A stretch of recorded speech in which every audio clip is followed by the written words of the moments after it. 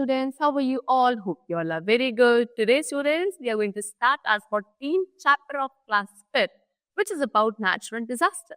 So, today, students, we have to discuss about the term natural disaster, the types of natural disaster. Actually natural disaster वो events हैं, वो disasters हैं जो naturally अकर करते हैं, उसमें ह्यूमन एक्टिविटीज का कोई इन्वॉल्वमेंट ऐसा नहीं होता है. ठीक है, चल. So let's begin our chapter. Natural disasters are those calamities which occur naturally. Humans have no role to play in the occurrence of natural disaster. They are very dangerous and fatal.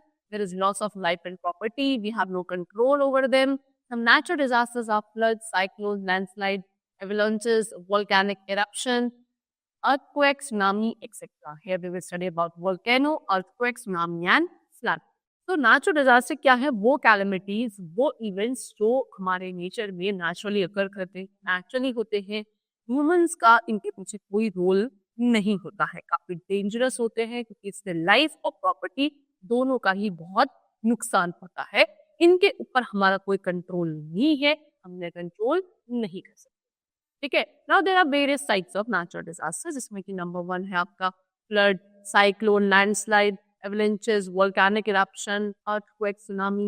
There are various types of natural disaster, but in this chapter we have to discuss about 4 disasters, that is volcano, earthquake, tsunami and flood, one by one.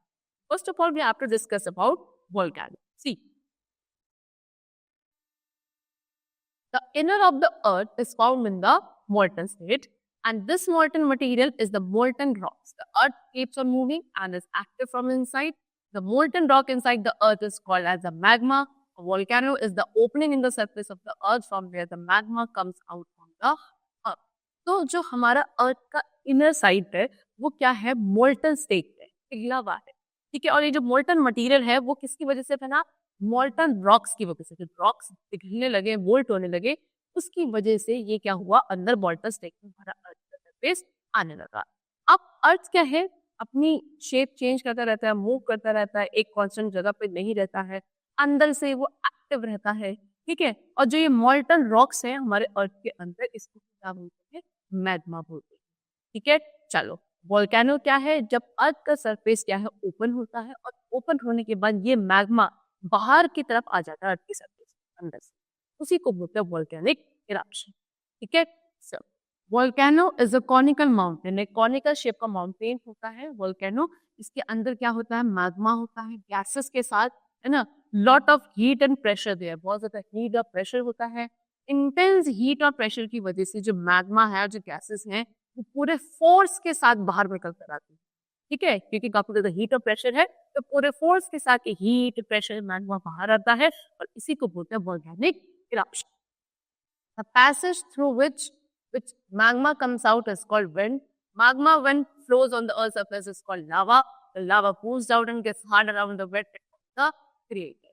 ठीक है. अब वो passage जहां से आपका magma बाहर आता है उसको हम वेंट बोलते हैं, और जब मैग्मा अर्थ की सरफेस से बाहर आ जाता है तब उसको हम लावा कहने लगते हैं. ओके. चलो, फिर लावा धीरे धीरे बाहर, जब वो बाहर आया था तो बहुत गर्म होता है, लेकिन धीरे धीरे लावा कूल होने लगता है और हार्ड हो जाता है वेंट के ही रास्ते पे, क्योंकि वेंट से पास होता है, पूरा फैल जाता है, तो वेंट पे ही वहीं पे पूरा ठंडा हो जाता है और काफी सॉलिड फॉर्म में आ जाता है, जिसको हम क्रिएट कहते हैं. कुछ इस तरीके से ये आपका क्या है? Volcanic eruption. Now volcano are of 3 types. 3 types के वोल्केनो होते हैं. एक होते हैं एक्टिव वोल्केनो, एक है dormant volcano, and the third is extinct volcano. Okay, so we have to discuss all these 3 types of volcano. The number 1 is active volcano. These volcano may erupt any time or may have erupted recently.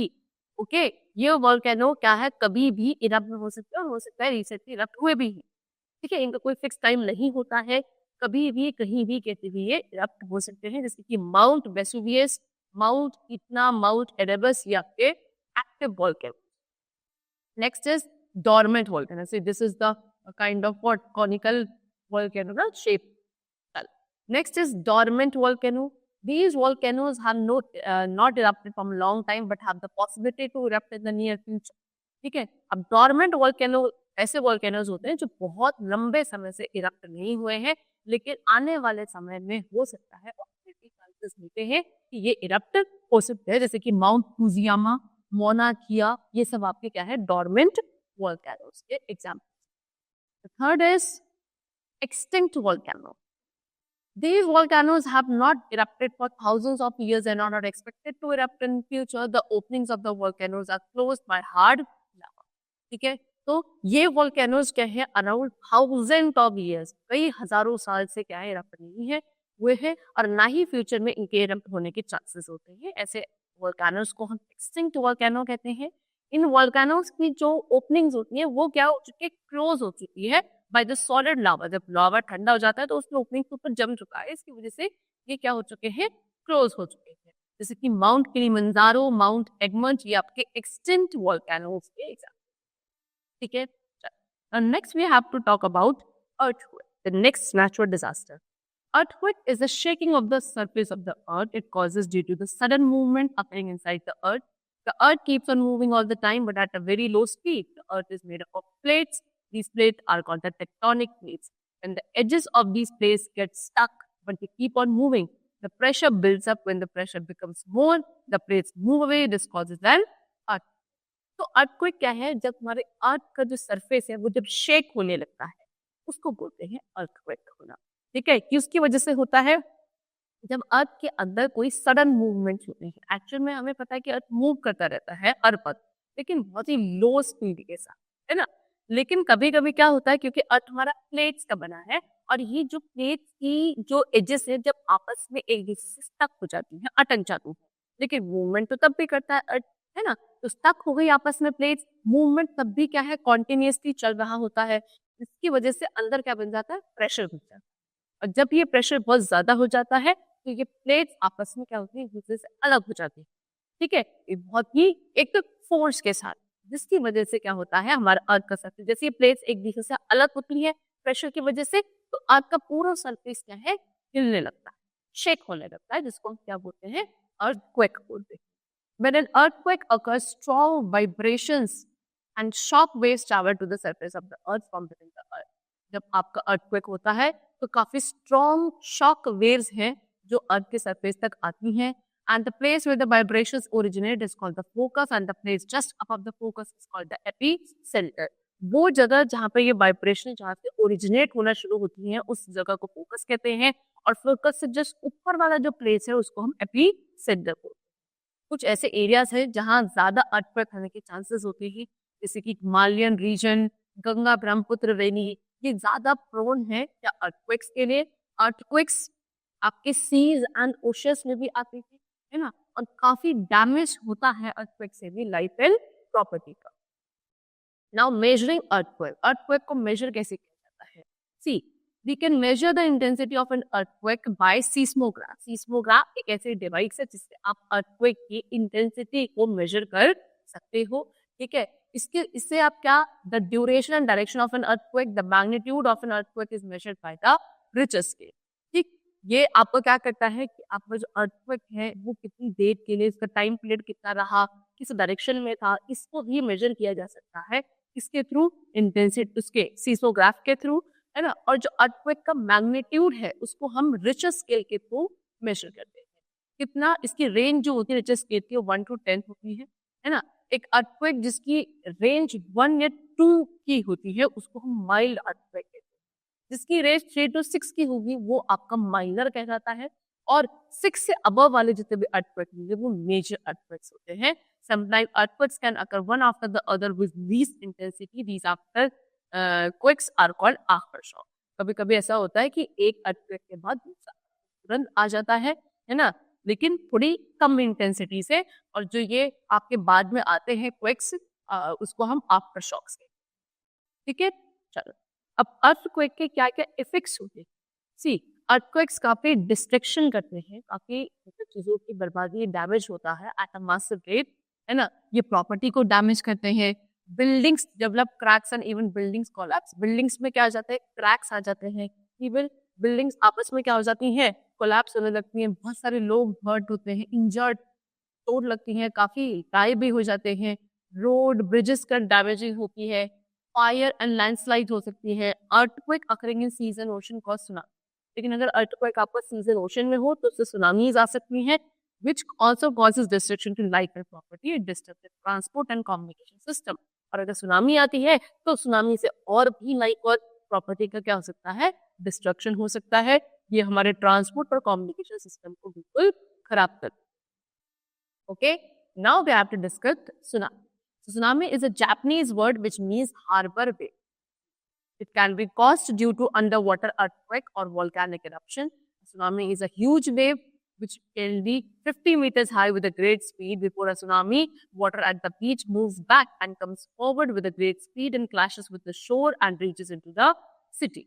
Okay, see, this is the picture which is showing the condition of a tsunami. ये tsunami की condition है. Tsunami एक Japanese word है जिसका मतलब होता है harbor wave. यानी कि ये कब होता है, जब वाटर के अंडर वाटर कोई वॉल्केनिक इरप्शन होता है या कोई अर्थक्वेक आता है under the water, then the tsunami occurs. ठीक है, सुनामी एक बहुत बड़ी सी वेव है जो अराउंड 50 मीटर्स तक हाई हो सकती है। एक ऐसी वेव जो 50 मीटर्स हाई होती है at a very high speed also. Tsunami आने से पहले क्या होता है, वाटर जो बीच पे पानी होता है ना वाटर, वो पहले बहुत स्पीड से पीछे जाता है और फिर आगे आता है टू द सी शोर, है ना, और क्लैश करने के बाद फिर एकदम से सिटीज में अंदर रीच कर जाता है। ठीक है, चलो, tsunami, the speed of tsunami is often faster than a jet plane. क्या बोला है कि सुनामी की जो स्पीड है वो जेट प्लेन की स्पीड से भी ज्यादा होती है। Now effects of tsunami, tsunami के इफेक्ट्स क्या है, ये भी काफी डैमेज करता है लाइफ एंड प्रॉपर्टी का सुनामी। ओके, किसी भी तरीके का नेचुरल डिजास्टर हो लाइफ एंड प्रॉपर्टी का, ये क्या होता है, काफी डैमेज होता ही है। उसके साथ it destroy the cities that lie at the coast line, people lose their houses and other belongings and near and dear ones, many of the people get severely injured or become handicapped। ठीक है, वो जितने भी cities coast line वगैरह के आसपास होती हैं वहां पे काफी नुकसान होता है, लोगों के अपने घर, अपनी चीजें, अपने मतलब खास घर के लोग भी क्या होते हैं उस पानी की वेव्स में, हाई वेव्स में बह जाते हैं, they lose their dear ones. Okay, काफी ऐसे लोग हैं जो इंजर्ड हो जाते हैं, हैंडीकैप हो जाते हैं। Also a threat to pass electric current into water. ठीक है, क्या एक थ्रेट, काफी खतरा बन जाता है इलेक्ट्रिक करंट को पास करने के लिए वाटर में, है ना। इलेक्ट्रिक सप्लाई जो है वो भी आपके सुनामी के टाइम पे कट कर दी जाती है। Now the next is floods. Okay, flood are the most frequent type of natural disaster. Flood is an overflow of water which submerges land that is usually dry. Flood carries away everything and whatever comes in its way. It moves further, destroying everything. There is a threat to life and property. People go to higher places with some of their belongings. However, many of them lose their lives. Plus, सबसे ज्यादा frequently होने वाले natural disasters है क्या, floods। Flood क्या है, जब पानी का ओवरफ्लो हो जाता है और ओवरफ्लो होने से वो क्या करता है, वो सारी लैंड जो ड्राई है उसको अपने आप अपने अंदर सबमर्ज कर लेता है, तब आपके फ्लड आता है। फ्लड क्या करता है, हर एक चीज जो भी उसके रास्ते में आता है सब चीजों को अपने साथ बहाकर लेकर जाता है फ्लड। ठीक है, हर एक चीज को डिस्ट्रॉय कर देता है, डैमेज कर देता है, लाइफ एंड प्रॉपर्टी को खतरा होता है। लोग क्या है, काफी ऊंचाई वाली जगह पे जाते हैं, हाइयर बेसिस पे जाते हैं, है ना, अपने सभी साथ के फैमिली मेंबर्स को लेकर या फिर अपनी चीजों को लेकर, तो दैट क्या हो ना, चीजों को नुकसान ना हो, लेकिन फिर भी काफी ऐसे लोग होते हैं जो अपनी लाइफ का क्या लूज कर ही देते हैं। Flood can be cause due to heavy rainfall. कब हो सकता है फ्लड्स के क्या कारण है, बहुत ज्यादा बारिश है, हैवी रेनफॉल है, ब्रेकिंग डाउन ऑफ डैम, जब डैम टूट जाते हैं, या ओवरफ्लोइंग ऑफ रिवर्स होने लगता है तो फ्लड आ सकते हैं। जैसे कि when it rains a lot, the water level in the rivers get increased and it starts to flow out of the bank. This changes into flood. Flood accompanies with mud, wood, broken trees, hut, and many more things. It takes away everything with it. Flood damages all the crops of farmers. They get double woes, the loss of their belongings and also the loss of their crops. ठीक है, तो क्या होता है जब बारिश बहुत ज्यादा होती है तो जो वाटर बॉडीज, रिवर वगैरह या सीज, ओशन का पानी होता है, ये क्या होता है, बहुत ज्यादा बढ़ जाता है। और जब बढ़ जाता है तो ये अपने बैंक से, अपने किनारे से बाहर आकर बाहर की तरफ फ्लो करने लगता है। जब फ्लो करने लगता है तो इसी को क्या कहते हैं, फ्लड आना।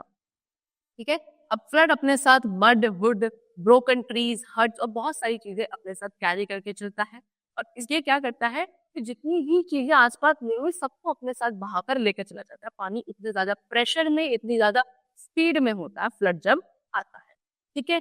उसके साथ साथ जो फार्मर्स के क्रॉप्स होते हैं उनको भी डैमेज कर देता है फ्लड, ठीक है। जो फार्मर्स है उनका तो डबल नुकसान हो जाता है, बिकॉज एक लाइफ और जो उनकी जो बिलोंगिंग्स है उनका नुकसान, प्लस उनके क्रॉप्स का भी नुकसान होता है because of flood. Now what are the effects of flood? Flood के क्या क्या इफेक्ट्स है कि लॉस ऑफ लाइफ, लाइफ का लॉस होना, लाइफ स्टॉक, क्रॉप, इन सब का लॉस होता है, प्रॉपर्टी डिस्ट्रक्ट हो जाती है, इंफ्रास्ट्रक्चर फैसिलिटीज हमारी क्या खराब हो जाती हैं, फूड एंड वाटर की कमी होने लगती है, रोड बंद हो जाती है, इरोजन होने लगता है, लैंडस्लाइड्स के रिस्क हो जाते हैं, deterioration of health condition owing to water borne diseases, क्योंकि पानी इकट्ठा हो जाता है बहुत जगह, उससे क्या हेल्थ कंडीशन को भी नुकसान होता है, क्योंकि वाटर बॉर्न डिजीजेस वहाँ पे क्या होने लगती है, ब्रीड करने लगती है। सी these are the conditions when there is a flood occurring, ठीक है। चलो, so the chapter is completed over here. Hope you all liked and understood the chapter. Thank you everyone.